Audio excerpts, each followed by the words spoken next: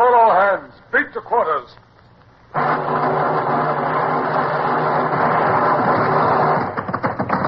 out the guns. Stand by the starboard battery. One broadside into it, if you please, Captain Bush. Pointers on target.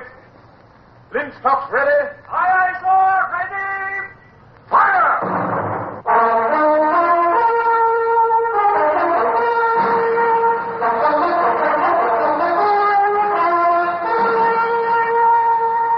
Presenting Michael Redgrave as C.S. Forrester's indomitable man of the sea, Horatio Hornblower.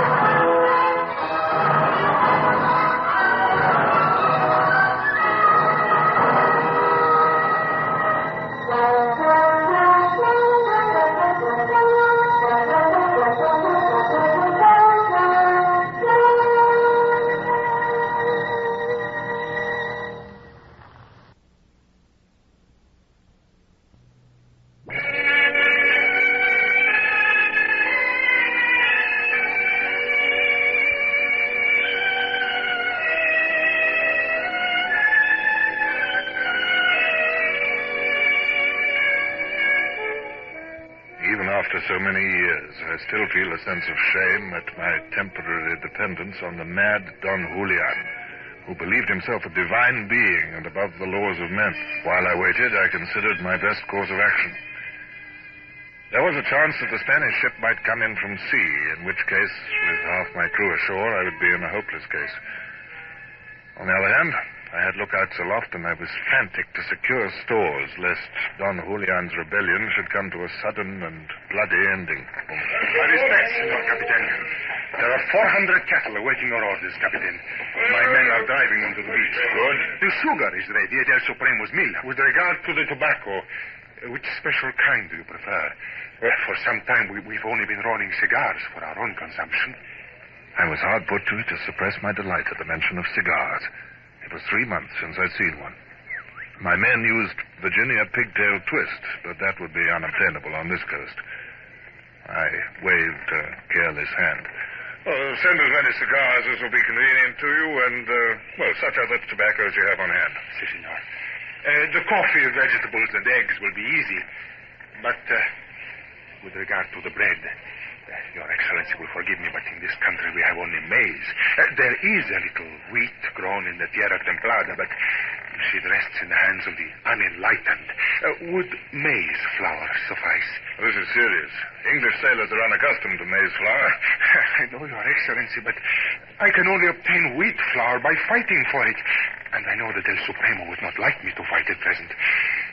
El Supremo will be angry. Very well, I'll agree to use maize flour, but to make up for it, I shall require something else. I want drink for my men. Is there wine here or any ardent spirit? The people on this coast, sir, drink an ardent spirit with which you are perhaps not acquainted. What's that?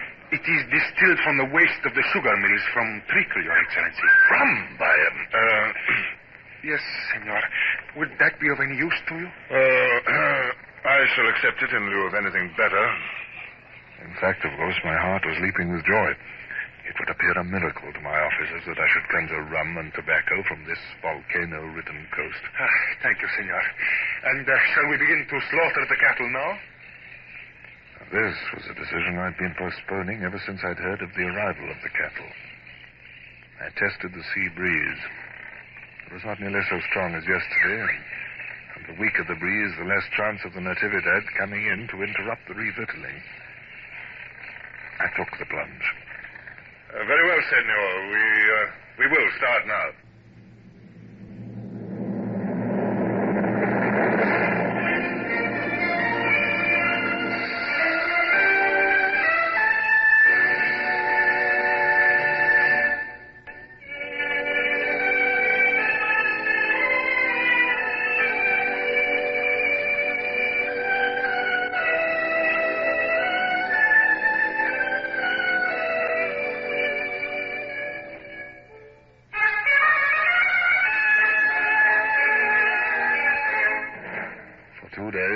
ships plied back and forth.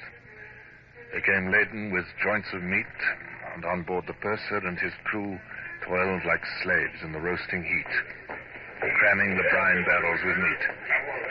Sacks of flour, anchors of rum, bales of tobacco. The hands sweated as they swayed these things up from the boats. The Lydia was gorging herself full.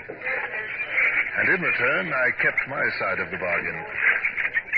Mr. Bush, you may release the muskets and kegs of powder and shot which we brought for Don Julian. You send it ashore. Hernandez will arrange its transport then. Aye, sir.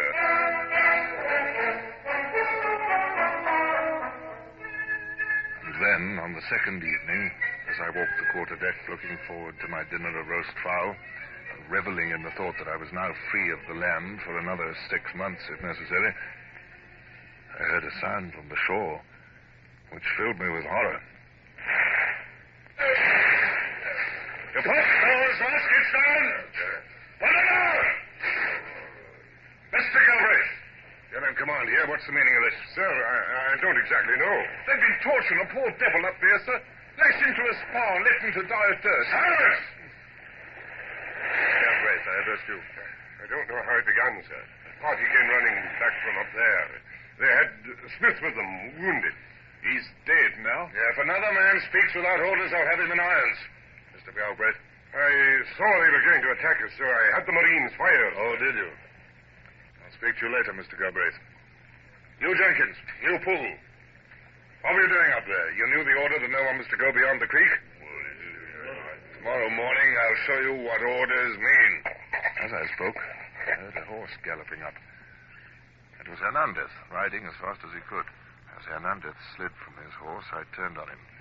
Did El Supremo give orders for this attack on my men? No, Capitan. I think he will not be too pleased with you when I tell him of it. Your men tried to release a man condemned to death. That does not permit your men to kill mine. The inhabitants are angry and discontented. The whole country has been swept to find food for you. The criminal was condemned to death for driving his pigs into the country so that they should not be given to you. It was a delicate situation. I was anxious to be conciliatory if I could do so without angering my men, and I was about to lead Hernandez aside and soften my tone when... A ship is coming. What is done? Your Excellency, this man has been watched from the mountain. Yes? From there he could see the sails of a ship coming towards the bay. He says he has often seen the Nativlad and is sure it is the same ship. How far off is she? Aquí me sentí, a long menos. He says a long way, 7 leagues or more. She's coming from the direction of Panama. Mr. Galbraith? Sir? Get your men aboard with all expedition. My compliments to Lieutenant Bush and desire him to clear for action and beat hands to quarters. Aye, aye, sir.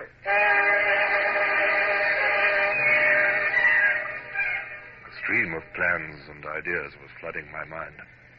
I estimated that with the land breeze, the Nativlad could be in the bay by midnight.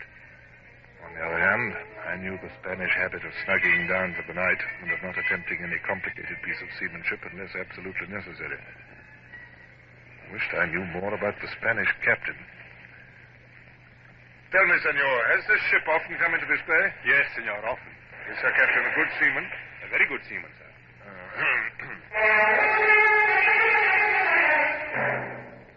A landsman's opinion of seamanship was not worth much, but still, it was an indication. I was still uncertain what to do. If I went to sea and engaged the Nativlad on open water, the two ships might well batter each other into wrecks. Rigging and spars, hulls and sails. I should suffer casualties which I could not replace here in the Pacific. I should expend priceless ammunition. Yet if I stayed in the bay and the plan I had in mind did not succeed, I should have to beat my way out of the bay against the breeze in the morning, presenting the Spaniard with every advantage. The Nativlad's size and superiority of guns were already such as to make the outcome of such a battle hazardous. Yet the possible gains of remaining in the bay were so enormous that I took my decision. I would run the risk.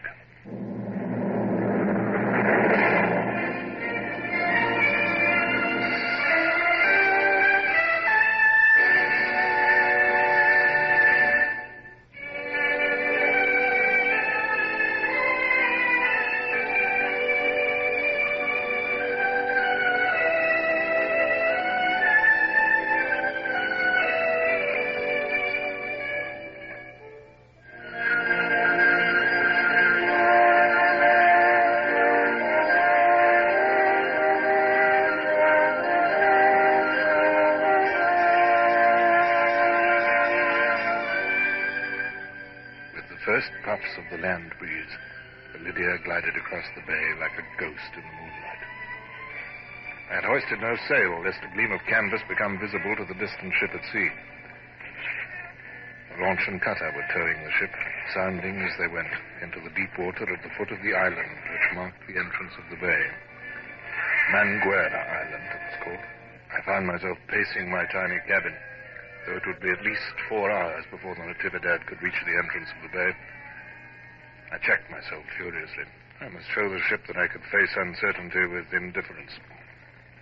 All wheel.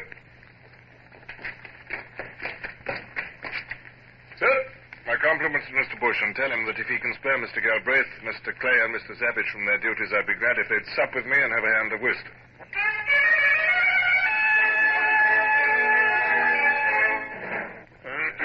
I think, gentlemen, it's almost time we went on deck. Yes, sir. The rubber would not be over if Mr. Savage had paid attention to the score. At the 8th trick, he should have played his ace of hearts instead of risking the finesse. I grant that the finesse had been successful. Had it been, it would have won him 2 more tricks. But...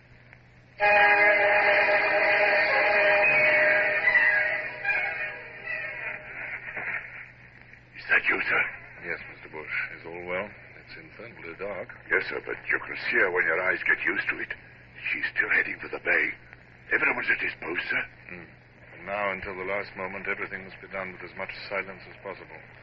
Send the hands aloft ready to set sail. Aye, aye, sir. Bosun, hands aloft. Quietly if you value your life.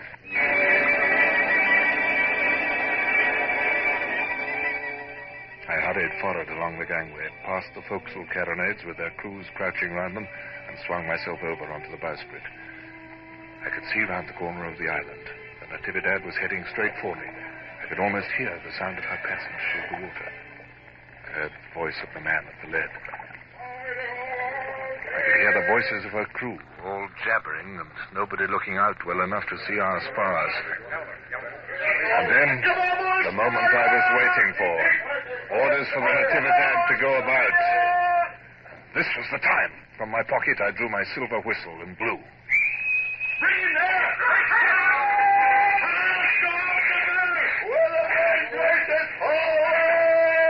I raced aft again as the Lydia surged forward. Well, steady. Steady it is, sir. Port a little. Port a little, sir. more. Right, sir. Port, sir. Hard to starboard!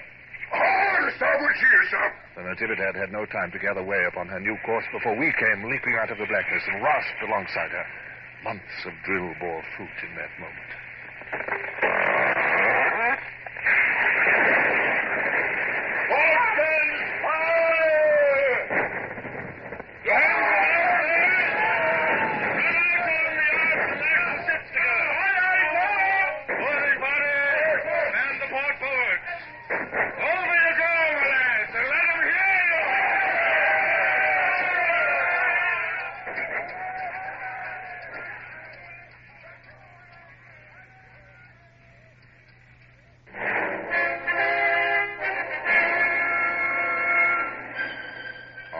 Spaniard, there was utter surprise.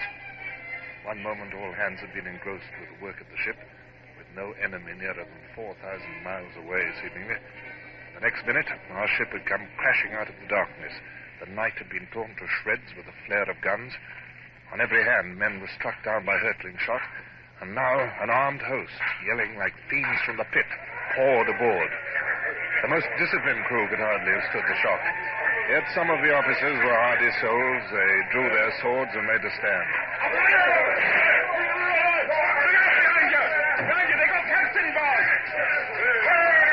On the lower deck, the Spanish seamen were gathering together in the darkness to defend the hatchways when the second part of my plan came into operation.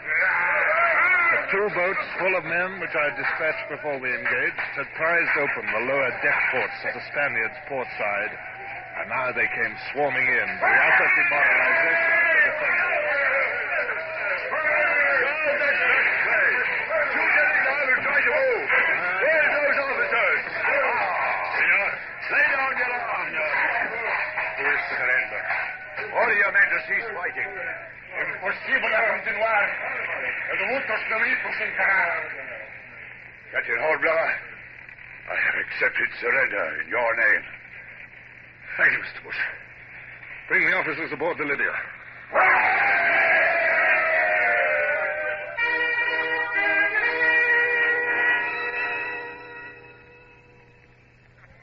Men were happy. They would each get at least 25 guineas as their share of prize money for the Nativlad.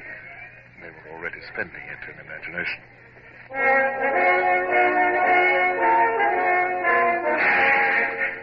But while the rejoicing went on, I was considering my next step. The immediately pressing problem was what to do with the Nativlad, and especially its crew. I couldn't bear the thought of handing them over to that cold-blooded madman who called himself El Supremo. Although I was pledged to assist him in his rebellion against the Spanish rule, I felt no desire to assist him in mass murder. However, my next move was decided for me by the arrival of Hernandez from the shore. Capitan, El Supremo wishes to see you at once. My boat is waiting.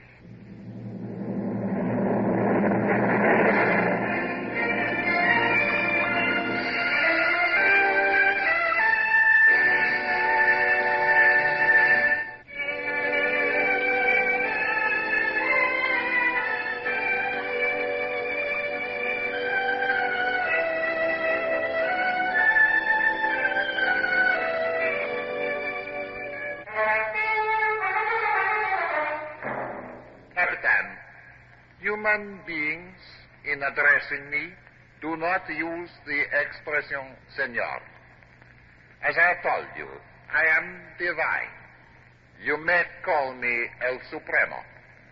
I believe that in your own language, that term means the Almighty. It is hardly sufficient to describe my divinity, but it will suffice. I could only bow. I dare not trust myself to speak. He was quite unconscious of having said anything at all remarkable. The navigating officers are still alive? Yes, Supremo. Then I will take the Nativlad into my service. I will kill the executive officers and replace them with my own. The others and the common sailors will serve me. I had to think quickly. The Nativlad is the prize of my king. Perhaps he would not be pleased if I let her go. He would certainly be displeased if he knew you had offended me. I have noticed before, Captain Hornblower, that you have verged upon disrespect towards me, and I have been mild enough to attribute it to your foreign breeding. I sighed to think England would lose a fine frigate and a fine opportunity. I realized that I must sacrifice my prize money and flatter this autocrat a little longer. But I was determined to preserve my prisoners' lives. I am sure it is my foreign breeding which is to blame, Supremo, but, well, how could it possibly be imagined that I could be lacking in respect to El Supremo? The ship is yours. General Hernandez, make arrangements for 500 men to go aboard the ships at noon. I will sail with them, and so will you. Certainly, Supremo. Is the Lydia to have the honor of carrying El Supremo to La Libertad? My crew would greatly appreciate the distinction. Naturally, they would.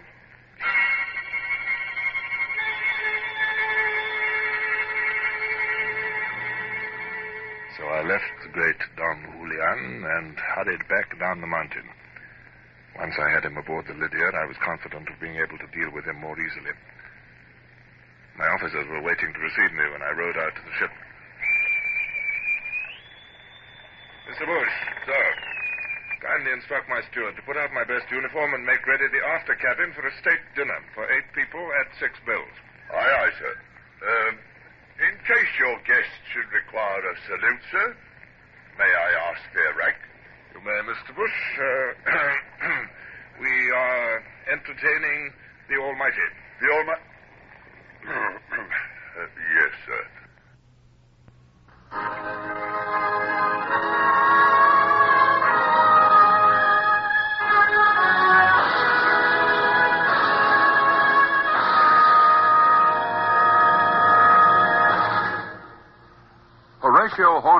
starring Michael Redgrave, is based on the novels by C.S. Forrester.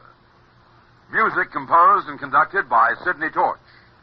Produced by Harry Allen Towers.